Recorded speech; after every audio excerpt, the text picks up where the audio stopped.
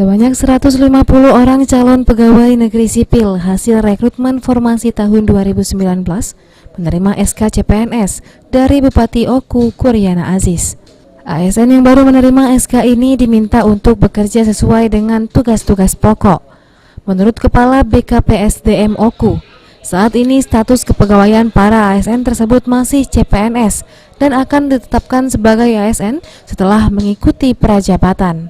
Dari proses tes yang dilakukan, ada 4 formasi ASN tidak terisi, yakni dokter spesialis. 156.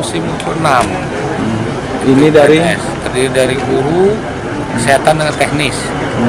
Ini hasil rekrutmen tahun 2000. Ya, ini hasil dari 2019 kemarin ini.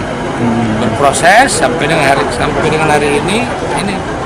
Hari ini diserahkan SK-nya. Kemudian dia baru kondisi 80% PNS-nya. Jadi setelah mereka prajabatan baru 100% pegawai. Ini benar kata Bupati, masih uji coba. Kalau dari sipil mudah diberhentikan. Sementara itu, Bupati Oku Kuryana Aziz meminta kepada ASN yang baru menerima SK dari Bupati Oku untuk dapat bekerja sesuai dengan tugas pokok serta tanggung jawabnya. Selain itu, tidak boleh mengajukan pindah tugas jika belum 10 tahun mengabdi di Kabupaten Oku.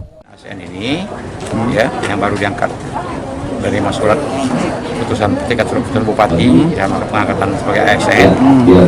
Ini kan pegawai negeri sipil, calon pegawai negeri sipil. Artinya kalau pegawai itu kan masih dicoba. Ya. Nah, mudah-mudahan mereka ini mengerti dengan arahan saya tadi, apa yang saya sampaikan tadi, mudah-mudahan akan mentaati tugas-tugasnya, menunjukkan disiplinannya.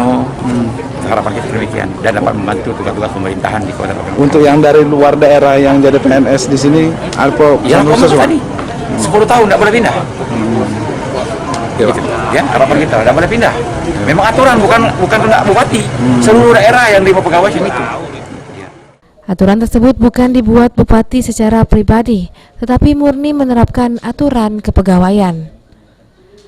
Ari Pranika, PAL TV.